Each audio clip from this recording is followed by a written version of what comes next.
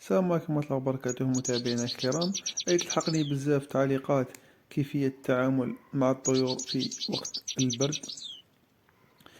البرد أخي العزيز عمره ما يقتل الطائر، وكي نقول لك عمره ما يقتل الطائر مش معناتها أنك تترك الطائر تاعك يبات في الخارج ودرجة حرارة منخفضة.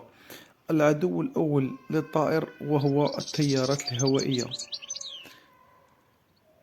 ما يهمش التيارات الهوائية تكون باردة أو ساخنة، المهم هو التيار الهوائي.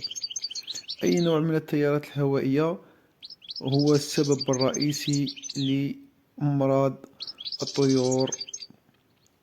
يعني التيارات الهوائية هي التي تصيب الطائر بجميع الأمراض، والبرد لا يقتل الطائر، بل بالعكس يزيد من مناعته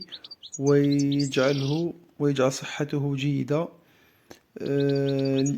لهذا نرى الطيور البرية عندها مناعة وبنية جسدية أفضل من الطيور التي تربى في الأقفاص.